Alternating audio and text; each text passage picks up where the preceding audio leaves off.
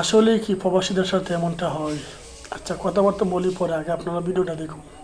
পরিবারের সাথে কথা বলতে যে হ্যাঁ কি লাশ লাগবে নাকি টাকা লাগবে, যদি টাকা চাই টাকা দিব, আর যদি লাশ চাই তাহলে লাশ দিব। এখন আপনারা কি বলেন?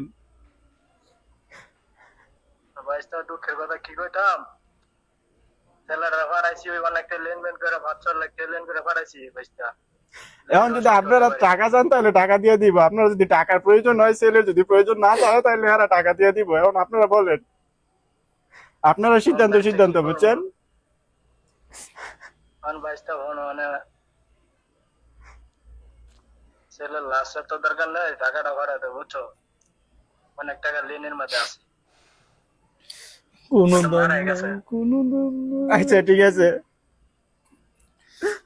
আজকে প্রবাসীদের কোনো দাম নাই।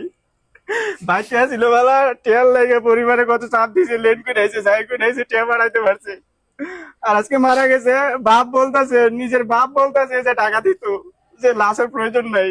এটাই প্রবাস জীবন। কিছুই করার নাই, আমরা এই প্রবাসীরা এরকমই। ছেলে মানুষের জীবনটা ভাই ধ্বংস, বুঝছেন? কোনো দাম নাই দুনিয়াতে, কোনো দাম নাই, টাকা ছাড়া কিচ্ছু দাম নাই। এখন বলেন, ভিডিওটা দেখে আপনাদের কাছে কেমন লাগলো? আসলে কি তারা যে কাহিনীটা করছে এমনটাই কি প্রবাসীদের সাথে হয়? আপনাদের সুন্দর মন্তব্য কমেন্ট বক্সে জানিয়ে যাবেন।